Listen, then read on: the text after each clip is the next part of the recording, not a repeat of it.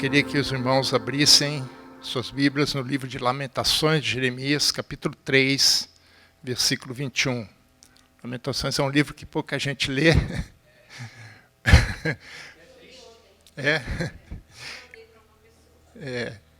E, inclusive, eu quero recomendar fortemente, se você não conseguiu acompanhar ontem a live do pastor Fernando, do dia 18, ontem à tarde, 5h30, eu estava até conversando com o pastor Fernando, que ele comentou sobre a primeira carta de Pedro, né, sobre as tribulações que se passam em toda a nossa irmandade ao longo do mundo, que você assista, que vá lá na internet, no YouTube, entre no site, porque é bem complementar. Eu creio que as duas palavras são bem complementares, e foi uma das palavras, inclusive, que estava no meu coração para trazer hoje de manhã, mas eu senti a orientação de Deus, pelo menos no meu coração, de trazer essa palavra de Lamentações, capítulo 3, versículo 31.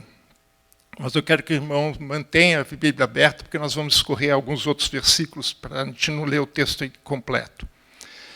Diz assim: quero trazer à memória o que me pode dar esperança.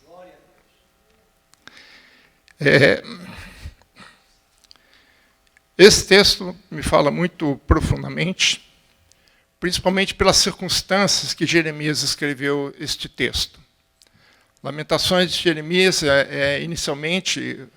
originalmente, ele fazia parte de todo o texto de Jeremias, no final, quando Jeremias termina o livro anterior, o profeta que pregou durante 40 anos na tribo de Judá, no Reino do Sul, e o seu ministério profético foi até a queda de Jerusalém em 586. Esse livro tem uma certa importância para os judeus, porque eles leem esse livro em duas ocasiões. A primeira ocasião, no dia de Yom Kippur, que é o dia do perdão, que atualmente, como eles não podem fazer os sacrifícios no templo, eles fazem jejum, é um dia de reflexão, eles fazem um jejum de 24 horas. Eu conheci alguns judeus que no pôr do sol do dia anterior, eles se recolhiam, muitos deles no trabalho, né, onde eu trabalhava, eles sumiam. O que aconteceu? Depois de 2 dias que eu vinha saber que já era Yom Kippur, eles passaram 24 horas de pôr do sol em jejum, em oração,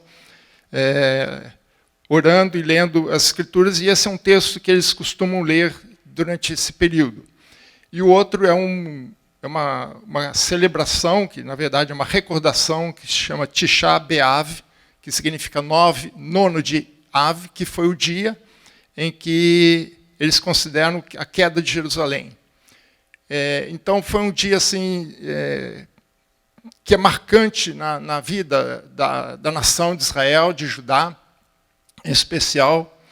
E para Jeremias foi um dia extremamente difícil, porque eu fico imaginando, depois de 40 anos, pregando, chamando o povo ao arrependimento, conclamando ao povo, sendo altamente perseguido. Quem conhece a história de Jeremias, ele passa por grandes tribulações, e como o pastor Fernando disse agora, Deus sempre nos avisa o que vai acontecer, né? E vocês leem no primeiro capítulo de Jeremias, a primeira profecia que ele recebe é uma profecia que vai marcar o seu ministério, que ele viu uma panela no fogo e com a boca voltada para Jerusalém. E Deus explicou, né, deu entendimento que aquela panela era Jerusalém, que ela estava debaixo do fogo do juízo de Deus. Então, ele já um jovem, alguns acreditam que ele tivesse pouco mais de 23, 24 anos, alguns acreditam que seja um pouco mais, mas, de qualquer maneira, um jovem profeta, que era da família sacerdotal, ele era sacerdote. Jeremias, capítulo 1, versículo 1, diz que ele era da tribo de sacerdotal, e como sacerdote, ele amava a sua nação, amava o seu povo, era um intercessor do seu povo, e aquela mensagem, eu acho que já começou a afetar o seu coração, mas Deus já tinha dado uma promessa para ele, porque ele tinha tido uma visão de uma árvore, e ele perguntou: o que você vê, Jeremias? Ele falou: eu vejo uma amendoeira.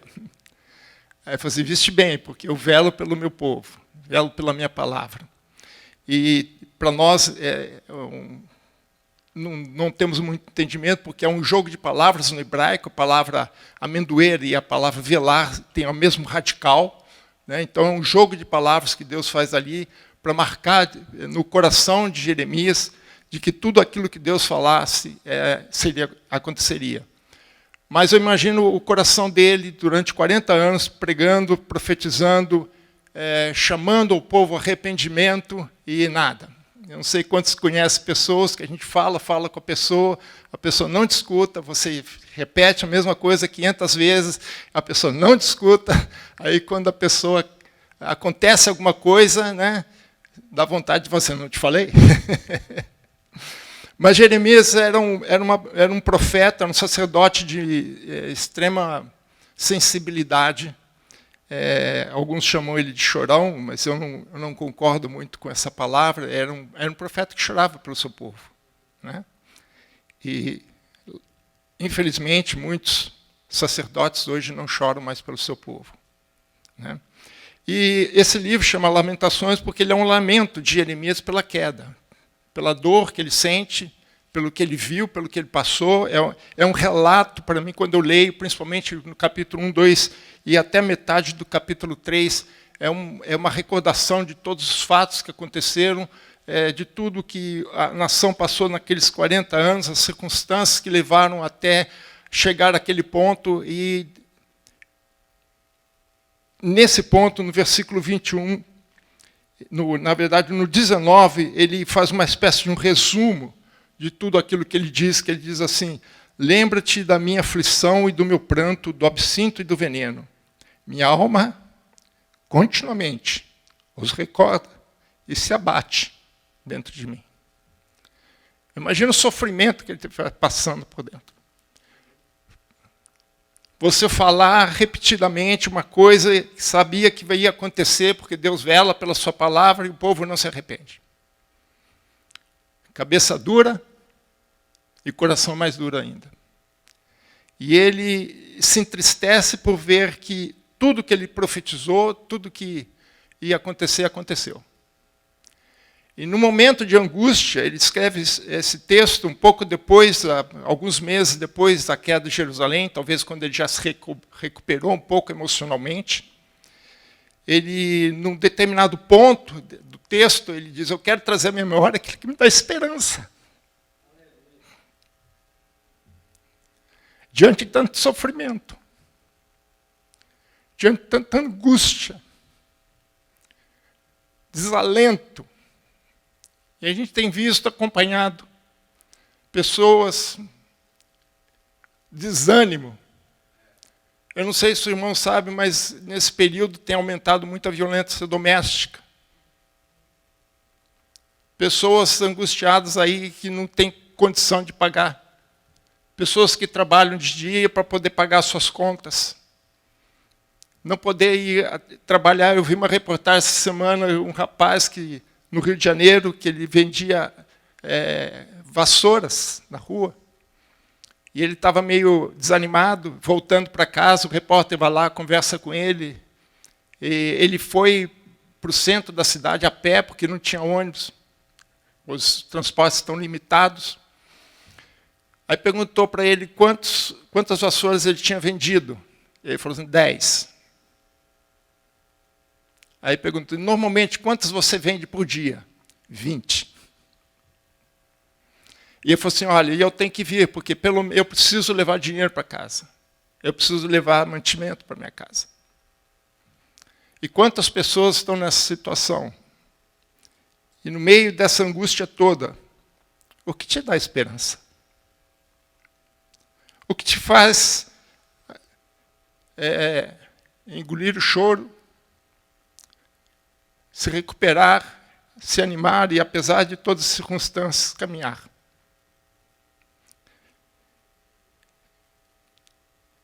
E esse texto, a partir do versículo 21, Jeremias vai fazer uma reflexão invertida. Agora ele vai dizer o que lhe dá esperança.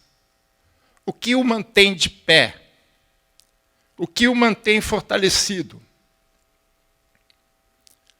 E aí ele faz um voto de confiança a Deus. Faz uma expressão de esperança de um futuro melhor. E é isso que eu gostaria de expor um pouco nessa manhã. O que nos dá esperança? O que pode nos dar esperança?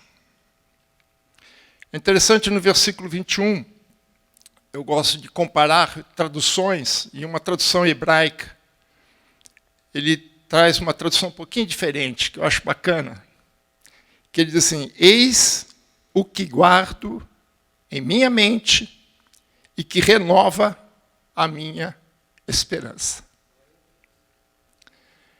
Por que essa tradução eu acho interessante? Porque é algo que está dentro de nós. Ele traz de toda a experiência que ele teve, ele traz algo de lá de dentro que pode renovar a sua esperança, pode refazê-lo no seu coração, no seu ânimo. E ele então traz para nós, traz para ele mesmo essa reflexão daquilo que ele conhece, do que ele passou dentro da sua experiência, aquilo que pode o reanimar, o que está no teu coração, o que está na tua mente, que pode trazer você esperança. E aqui eu vejo 5 pontos, 5 coisas que estavam no coração de Jeremias, que ele traz de volta à sua mente, traz de volta ao seu coração, e o que renova no seu coração a esperança. A primeira coisa que ele traz em sua memória está no versículo 22 e 23. É um texto bem conhecido. As misericórdias do Senhor são as causas de não sermos consumidos. Porque as suas misericórdias não têm fim. Renovam-se a cada manhã. Grande é a tua fidelidade. Uma outra versão também hebraica, quando ele fala assim, as suas misericórdias não têm fim, ele diz assim, a graça de Deus não se dissipou. Eu, como gosto de entender um pouco as palavras no original, eu fui atrás do que significava misericórdia nesse texto. E a palavra é hesed. A palavra hesed, em hebraico, ela tem tanto o conceito de misericórdia como de graça. Por isso que aqui na tradução hebraica diz que a graça de Deus não se dissipou. A graça de Deus são as causas de não sermos consumidos. A graça de Deus renova cada manhã. Quando você se levantou, meu irmão, quando você se levantou, minha irmã, a graça de Deus na tua vida se renovou. Não foi requentada. Não é café requentado, é café feito na hora. É uma nova esperança, é uma nova misericórdia, é uma nova ação de Deus na sua vida. Essa palavra misericórdia aparece cerca de 42 vezes no Antigo Testamento. Para ser mais exato, a frase, a sua misericórdia dura para sempre. Tem 42 vezes no Antigo Testamento. 26 vezes somente no Salmo 136. E é interessante ler esse salmo. Então, por que então, a misericórdia de Deus dura para sempre? Por que essa ênfase tanto no fato de que a misericórdia de Deus não tem fim? É porque a misericórdia de Deus se baseia no próprio caráter de Deus. Está na essência de Deus. E nesse texto nos mostra que, primeiro, que Deus é misericordioso. Isso faz parte da essência de Deus. Veja que Moisés escreve no Deuteronômio, capítulo 4, versículo 31. Ele diz assim, então o Senhor teu Deus não desamparará. Por quê? Porquanto é Deus misericordioso, não te destruirá, nem se esquecerá da aliança que jurou aos teus pais. A palavra recede está sempre associado com a questão de aliança. A palavra recede, ela se tem a sua plenitude do seu significado no sacrifício de Jesus na cruz. Que todo mês nós nos recordamos desse sacrifício quando nós tomamos a Santa Ceia. Por isso que ele associa o amparo de Deus, a proteção de Deus com a sua misericórdia e com a sua aliança.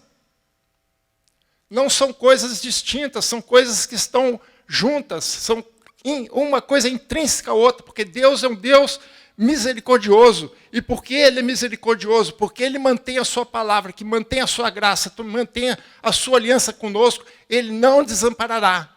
Ele não te destruirá. Isso é uma promessa de Deus para as nossas vidas. Se Deus ele mantém a sua palavra sempre. Jeremias entendia isso, porque foi a primeira mensagem que ele recebeu de Deus, foi essa. Eu velo pela minha palavra. Deus é misericordioso, mas Ele também é um Deus fiel, por isso que Ele fala, grande é a tua fidelidade. Se Deus é fiel, se Deus é digno de confiança, e se Deus é misericordioso, então isso nos traz esperança. Não podemos perder isso de vista, irmãos. Eu não sei a tua experiência com Deus, no seu caminhar com Deus, eu sei das minhas, eu sei de algumas pessoas. Mas alguns elementos nessas experiências são comuns, e uma das coisas que é comum é a fidelidade de Deus nas suas palavras. Quando Deus te promete uma coisa, Ele cumpre. Ele vela pela sua palavra. Mas cuidado para... A profecia tem que ser dada de Deus para você. Não é algo que a gente acha que é. Não é de particular interpretação, mas é uma mensagem de Deus para você. Às vezes eu vejo a pessoa falando, eu tenho fé que Deus vai fazer isso. Aí eu pergunto, mas Deus falou para você que Ele vai fazer isso? Porque se Ele falou, Ele vai cumprir.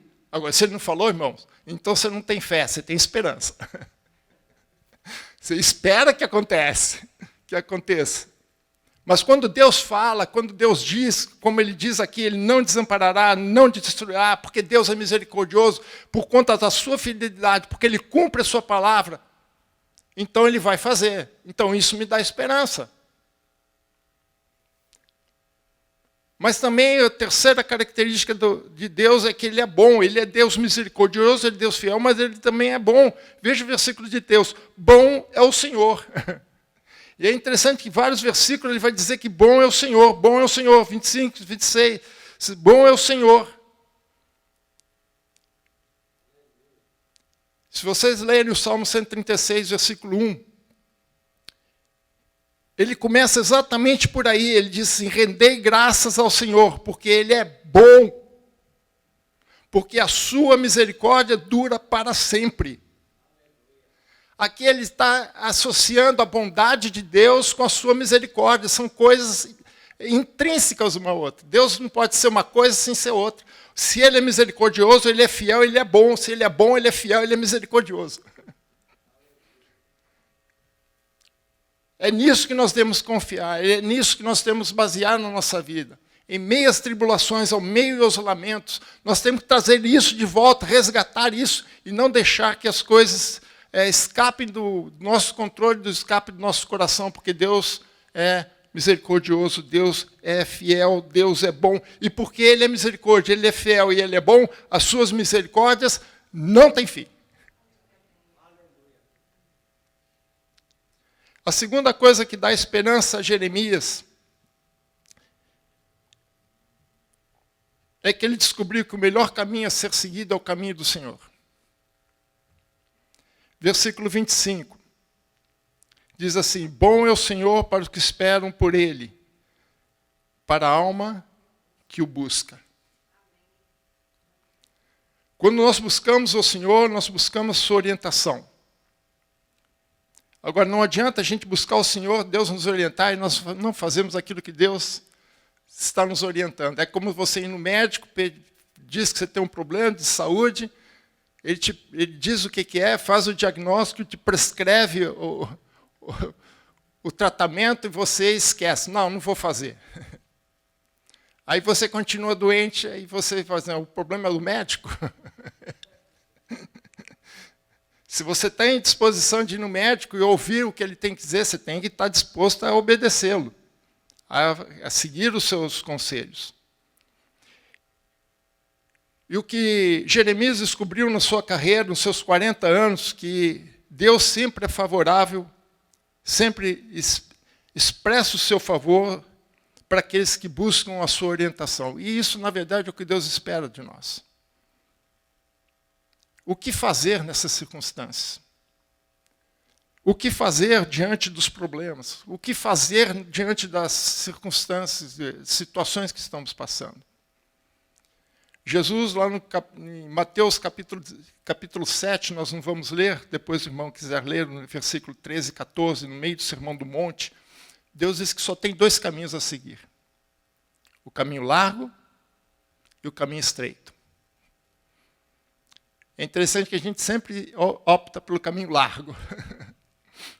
Eu, quando vou para São Paulo, eu sempre opto ir pela Bandeirantes, que é uma estrada larga, de 4, 5 pistas. Posso colocar o carro a 120 por hora. Né?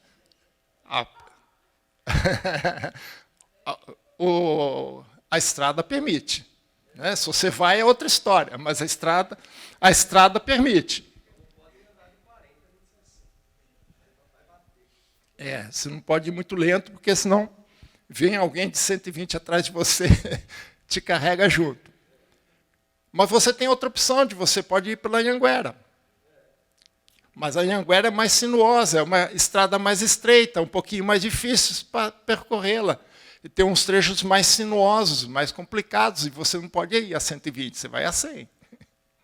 São 2 estradas, uma é larga, confortável, a outra é mais estreita. E a nossa opção sempre é pela larga. Mas nem sempre a estrada larga é a melhor que nós devemos seguir. Quem gosta de andar um pouco mais lento, eu te recomendo ir para a Anhanguera. Porque a Bandeirantes realmente tem gente que passa dos 120, já vi muito dessas situações. Mas a estrada de Deus é a estrada estreita. Às vezes Deus pede coisas para nós que é difícil a gente fazer, principalmente nas circunstâncias atuais.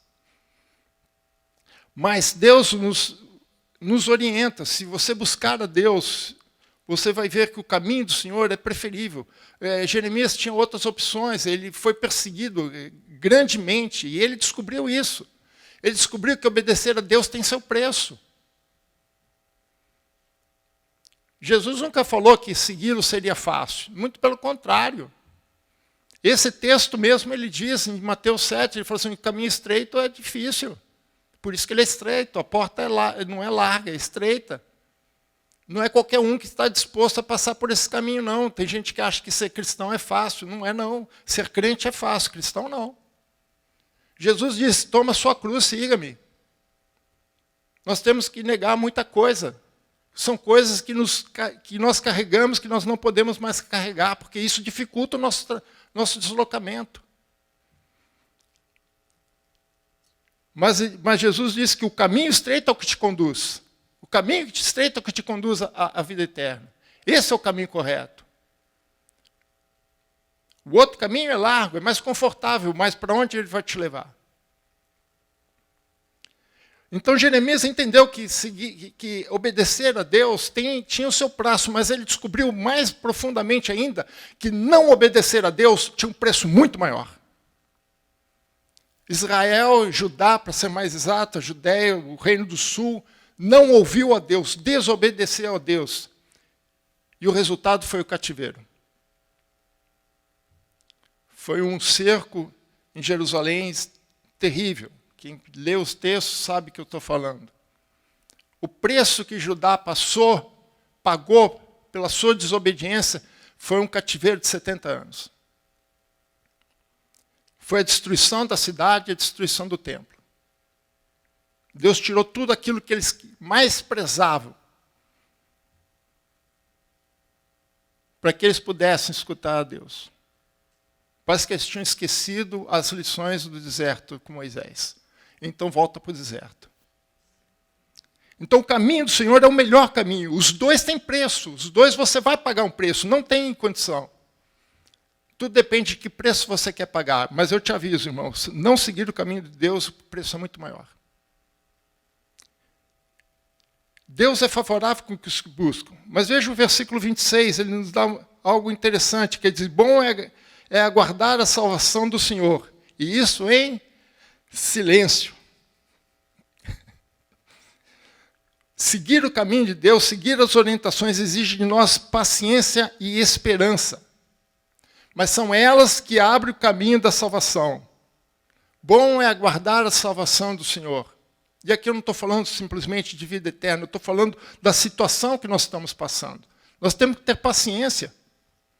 O pastor já citou aqui, eu também já tinha colocado aqui, Salmo 46:10. Aquietai-vos. E sabei que eu sou Deus. Isso para nós no século XXI é algo extremamente difícil, porque nós vivemos numa era de agitação. E o que é pior, né? Nós temos na nossa mão a nossa própria agitação, que é o nosso celular. Né? Isso, por um lado, é uma bênção, mas, por outro lado, pode ser uma maldição. Me acho em qualquer lugar.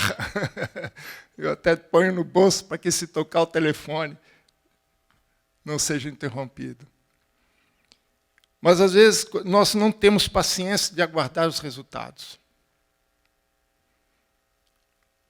E, às vezes, Deus diz, põe a gente em uma quarentena para dizer, aquieta-te. Calma, negão, fica frio aí. Sossega. Sossega. Como é que você vai querer que Deus haja? É interessante que os salva-vidas, esse pessoal que trabalha com salvamento, principalmente no mar, né? Eles não pegam a pessoa enquanto ela estiver agitada no mar. Hoje já tem algumas técnicas. Eles esperam a pessoa se cansar. E quando a pessoa se cansa, ela vai lá e pega a pessoa. Por quê? Porque se a pessoa estiver agitada, os dois vão afundar. Então Deus espera que você se aquiete, você tenha paciência, confia nele. Deus é fiel, Deus é bom. Então espera no Senhor, aquieta-te, calma, vamos ter paciência. Eu sei que é difícil, principalmente para algumas pessoas que são muito agitadas e no mundo que a velocidade é o nosso companheiro do dia a dia. As coisas acontecem muito rapidamente, a gente tem visto aí ultimamente, antigamente uma notícia para chegar até nós levava às vezes 1 ou 2 dias, hoje você vê online. Agitação, a gente precisa se acalmar. Tem gente que não tem tempo com Deus, não tem tempo para parar com Deus, depois quer que a resposta de Deus, como? Você já conversou com uma pessoa agitada, que não para? É impressionante, eu fico doido. Tem gente que eu fico cansado só de ver a pessoa para lá e para cá. Né, Andréia? Não é só a Andréia, não. A Andréia é gente fina, conheço ela. É bênção de Deus. Mas às vezes a gente precisa parar. Não é só a pessoa que é agitada, nós precisamos parar. Nós às vezes não temos tempo para Deus, nós precisamos parar para ter tempo para Deus. Precisamos parar para escutar Deus. Quantas vezes eu admiro isso, quantas vezes Jesus pegou os discípulos e tirou a parte. Vem para cá, senta aqui, vamos só nós 12. Nós 13, né? Jesus e mais 12. Tirava todo mundo de perto, ele ia para a montanha, ficava sozinho, ele tirava tempo para Deus. Aquietar, sossegar. Tenha paciência. Bom é guardar a Deus, a salvação de Deus. Mas isso em silêncio, na calmaria. Deixa que Deus agir. Mas o 27 também nos diz assim, bom é para o homem suportar o jugo da sua mocidade.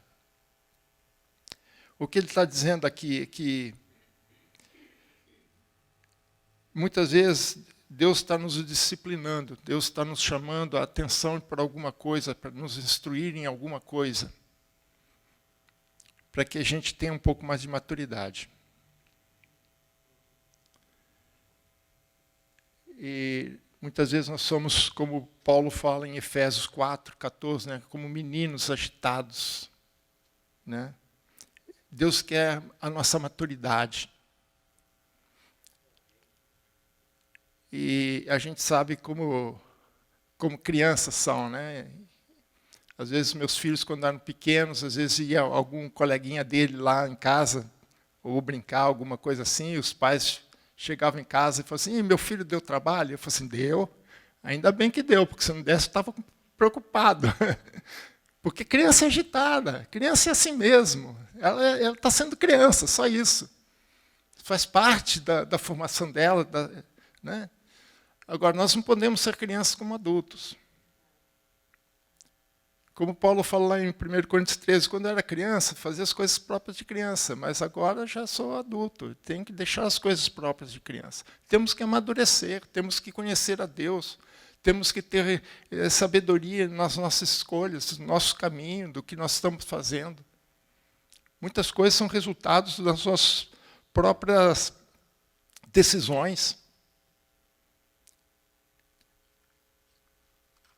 O melhor caminho a seguir é o caminho do Senhor. E a maturidade nos conduz em segurança para essa vida plena em Cristo Jesus.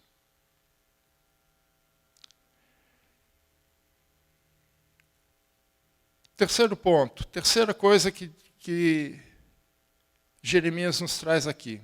Versículo 32, que diz assim: pois ainda que entristeça alguém, usará de compaixão, segundo a grandeza de suas misericórdias. Ainda que entristeça alguém. Às vezes as coisas não saem do jeito que a gente quer, nos entristece. Mas lembre-se o seguinte: mesmo em meio à dor, Deus nos ama. Como diz a música, né? Fez a ferida e nos sarará. Isso também é uma passagem da palavra de Deus, né? Por quê? Porque Deus nos ama. Amor é a essência de Deus. 1 João diz, né, lá no capítulo 4, versículo 8, Deus é amor.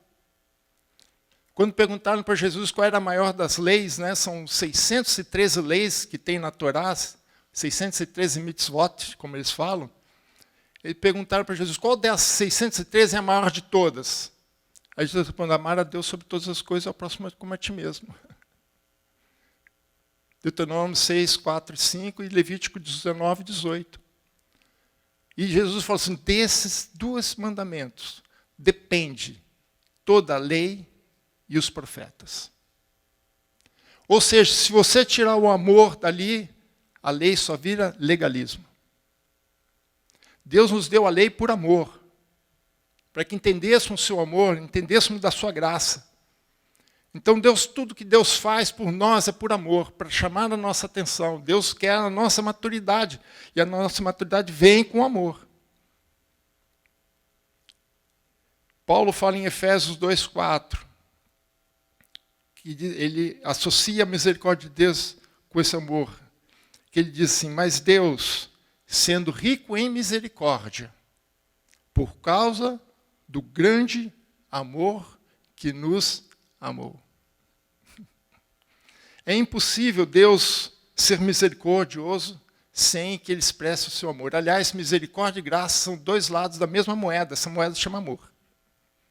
A diferença entre a misericórdia e a graça é apenas a maneira com que Deus expressa o seu amor por nós. De uma hora em forma de graça, outra hora em forma de misericórdia. No Antigo Testamento é a mesma palavra. No Novo Testamento é que faz essa separação. Mas Deus sempre nos age ou com amor, sempre expressando a sua misericórdia ou a sua graça para nós. Por isso que, mesmo em meio à dor, mesmo ele entristecendo alguém, ele usará de compaixão.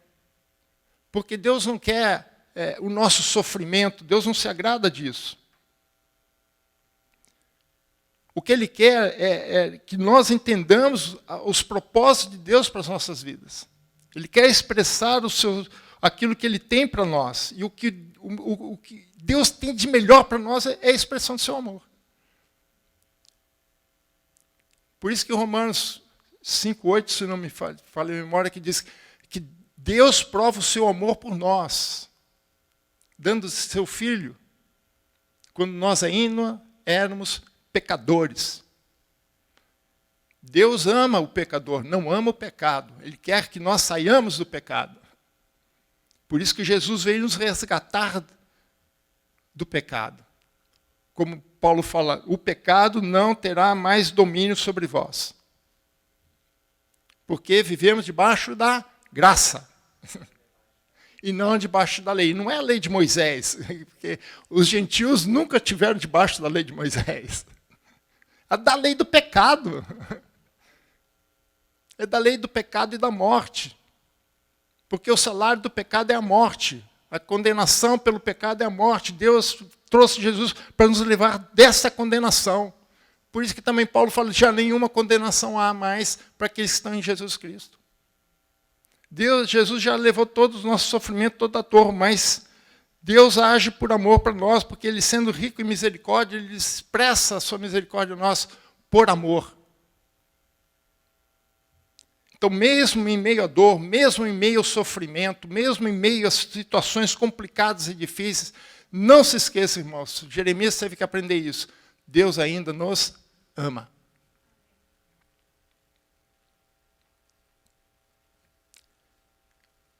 Por isso, a quarta lição que Jeremias aprendeu, que ele traz à sua memória,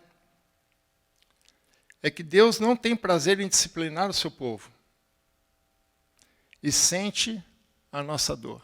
A gente acha que Deus gosta de nos castigar, né? Versículo 33.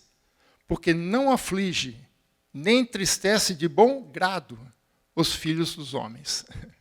E é interessante que ele não fala os filhos de Deus. Ele fala os filhos dos homens. Ele fala de toda a humanidade. Deus não se agrada disso. Deus não espera fazer isso. Mas o pai que ama o filho não esconde a vara. Ele precisa disciplinar o seu filho. Tem momentos que precisa fazer isso. Como a gente costuma dizer, se não é pelo amor, é pela dor. Foi o que aconteceu, por exemplo, no faraó no Egito. Nós passamos pela Páscoa alguns dias atrás, né? A gente lemos o que aconteceu com Moisés lá no Egito, 10 pragas, e Moisés falando com o faraó, e o faraó endurecendo seu coração, endurecendo seu coração, endurecendo seu coração. Não se arrependeu. Deus deu 10 chances para o faraó. Esperou o faraó se arrepender de algum momento. Não teve. Nós lemos lá em Apocalipse, parece que as coisas não mudaram, de Êxodo para Apocalipse, parece que as coisas não mudaram, porque nós vemos o grande número das mesmas pragas no Apocalipse, pelo menos 7 delas. Está lá, né? Só não tem a morte dos primogênitos, porque o primogênito já morreu. Né? Mas lá, novamente, você encontra essa palavra, diz, não se arrependeram, não se arrependeram, não se arrependeram. Quando João Batista veio, a sua pregação começou, arrependei-vos, porque o reino de Deus está próximo. Quando Jesus começou a sua pregação, ele arrependei-vos. Mas as pessoas não se arrependem. Infelizmente. E traz resultado, traz, como eu disse, obedecer a Deus tem suas consequências, não obedecer também tem suas consequências, mas Deus não tem prazer de trazer isso. Ele traz por consequências das nossas próprias atitudes. Veja o versículo, do versículo 39, de Lamentações 3. Ele fala, por que, pois, se queixa o homem vivente? Queixa-se cada um dos seus próprios pecados. Por quê? Porque sofre as consequências da sua atitude.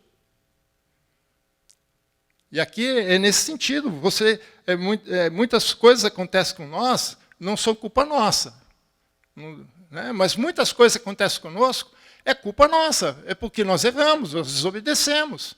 Se está lá o sinal vermelho e você ultrapassa, você pode ter um acidente, pode matar alguém.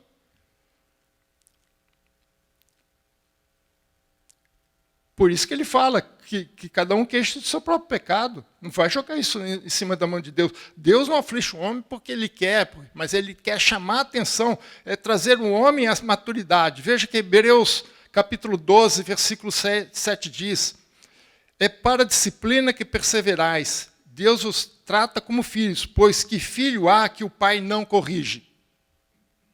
E depois ele diz, se Deus não te corrigir, irmão, é porque você é filho bastardo. E Deus não tem filhos bastardos. Deus não tem.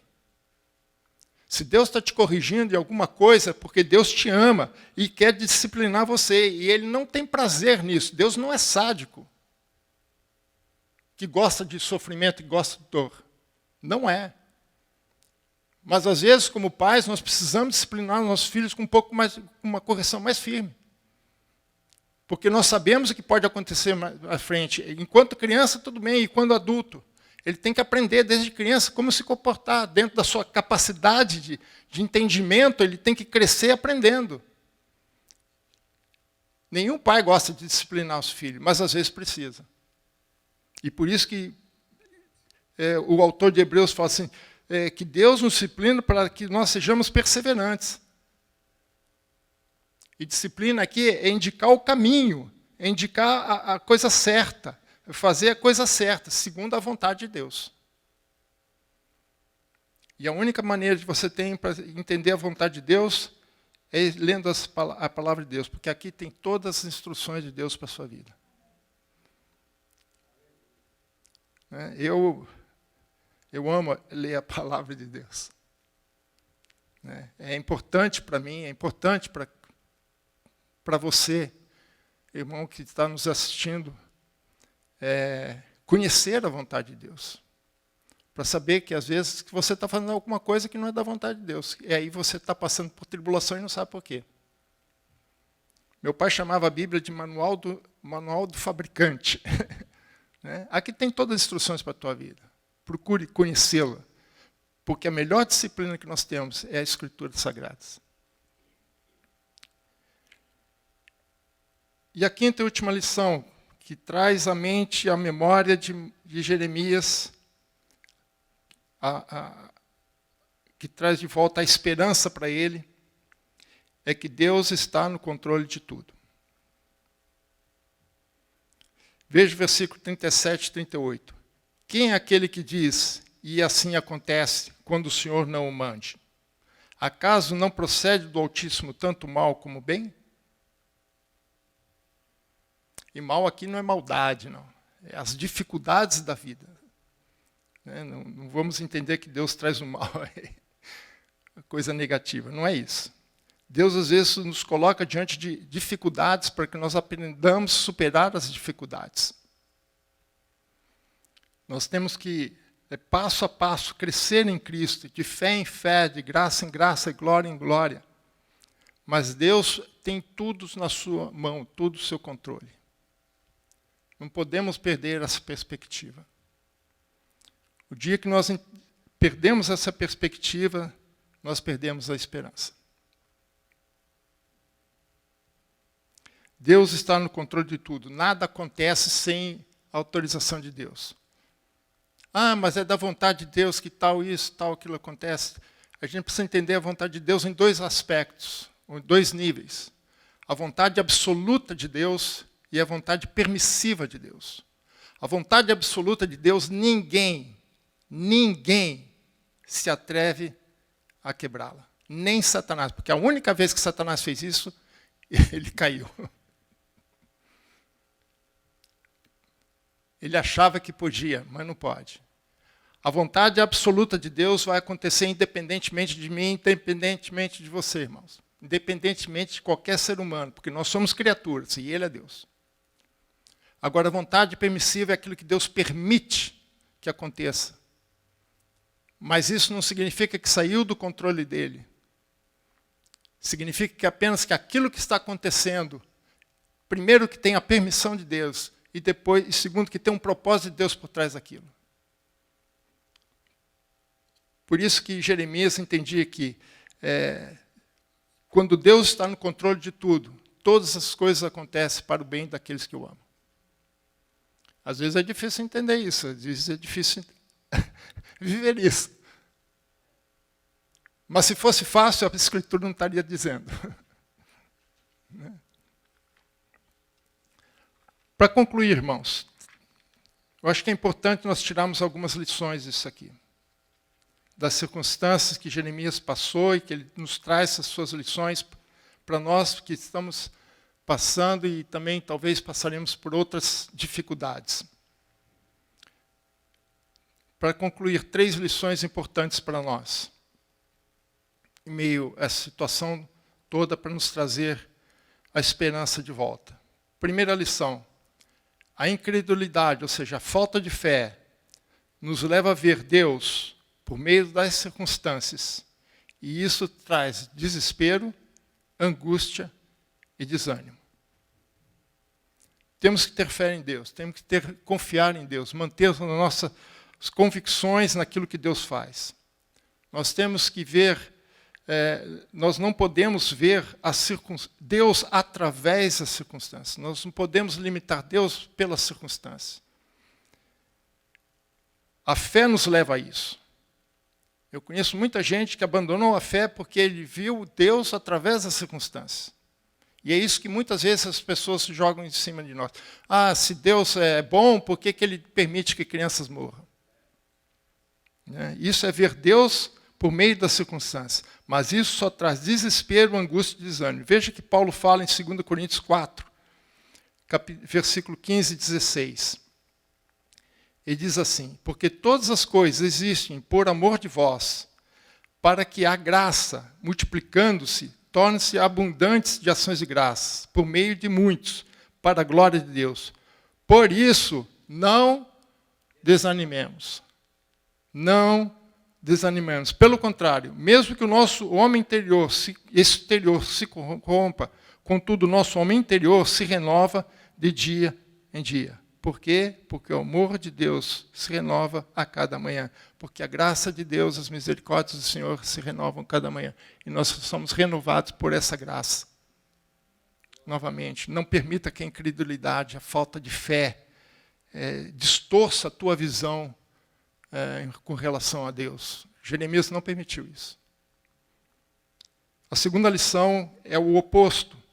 Se a incredulidade nos leva a ver Deus através das circunstâncias, a fé permite que nós vejamos as circunstâncias pela ótica de Deus. Nós temos, como Paulo fala, nós temos que ter a mente de Cristo, entender as coisas como Deus entende. Olharmos as coisas pela perspectiva de Deus, o que está acontecendo pela perspectiva de Deus. E isso nos traz esperança.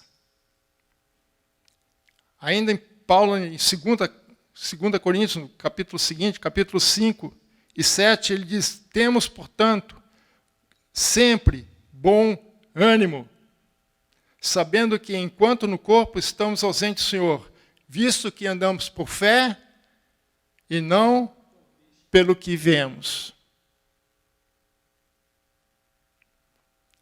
O olho que deve ver a circunstância não é o olho físico, é o olho espiritual. O olho, a ótica que nós temos que ver, o óculos que nós temos que colocar é o óculos da palavra de Deus.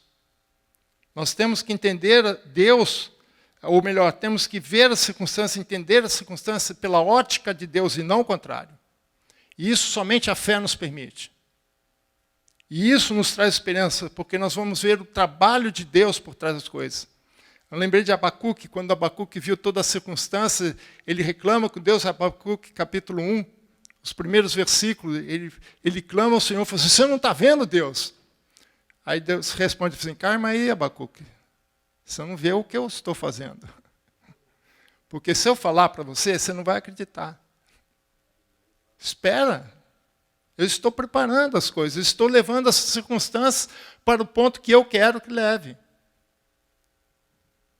Então, calma. A única coisa que você deve fazer é escrever a visão. Escreve a visão, para que as pessoas saibam. E lá também diz que o justo viverá pela fé. Então, temos que ter fé. É pela fé que nós temos que enxergar as circunstâncias. É pela ótica de Deus e não o contrário. E terceira lição que nós aprendemos aqui. Não importa o modo como sentimos ou que vemos, Deus é cheio de graça, fidelidade e bondade. Não podemos julgar a Deus por sentimentos. Sentimentos são voláteis. Sentimentos são passageiros. Elas mudam conforme o vento vai mudando. Mas Paulo nos convoca a ter o culto racional, mudar a nossa mente. É a mente que vai nos entender. Nosso coração vai dar a compreensão das coisas de Deus, mas não o que sentimos, não o que vemos. Porque nem sempre conseguimos ver aquilo que Deus vê. Ainda em Paulo, 2 Coríntios 9:8, 2 Coríntios 9:8 diz que Deus pode fazer-vos abundar em toda graça, a fim de que, tendo sempre em tudo ampla suficiência e superabundez em toda boa obra. Confie em Deus. Deus é bom, Deus é misericordioso, Deus é fiel, Deus é um Deus de graça. Ele é a nossa ampla suficiência. Quando Paulo estava num momento de dificuldade por conta do problema que ele tinha na sua vista, ele clamou a Deus 3 vezes. Deus respondeu assim: a minha graça te basta. Sei que tem momentos que a gente chora, né? Eu disse, Deus, parece que a tua graça não basta, né? Eu já fiz esse tipo de oração. Mas depois eu mudei. Falei assim, Senhor, eu quero viver debaixo da tua graça. Ensina-me a viver, a entender a tua graça, que é superabundante graça, para que eu possa passar todas as dificuldades que a vida nos coloca. Deus está no controle de todas as coisas, irmãos. Deus nos abunda em toda graça, fidelidade e bondade. Deus é a nossa ampla suficiência. É tudo que nós precisamos. Com isso, nós passamos qualquer problema. Eu costumo dizer, não é um vírus que vai me matar. A minha vida não está na mão de um vírus, a minha vida está na mão de Deus. Se for, é porque era o meu momento. Se não for, é porque não era. Minha vida não depende disso. Não está na mão de médico, não está na mão de nada disso, está na mão de Deus. É Deus quem define. Deus que diz quando é que é o meu horário e quando não é. Quero terminar com uma ideia que eu achei interessante. Eu li no livro. O autor é desconhecido, não sei quem escreveu isso, não fui eu. Mas ele disse 3 frases que eu acho que resumem bem o que nós entendemos aqui com Jeremias. Olhe para si mesmo e ficará deprimido. Olhe para as circunstâncias e ficará angustiado. Olhe para o Senhor e serás abençoado. Amém? Olhe para si mesmo e ficará deprimido. Olhe para as circunstâncias e ficará angustiado. Olhe para Deus e será abençoado. Para onde você está olhando? O que te dá esperança? Nós temos uma música que nós cantamos muito aqui, Deus é Deus. Se Deus fizer, Ele é Deus. Se não fizer, Ele continua sendo Deus. Né? Como cantamos hoje aqui, não importa as circunstâncias. Não são as circunstâncias que vai definir a minha relação com Deus. Mas a minha relação com Deus vai definir a minha atitude diante das circunstâncias. Amém? Que Deus os abençoe, irmãos. Que a graça seja contigo durante toda essa semana. Amém.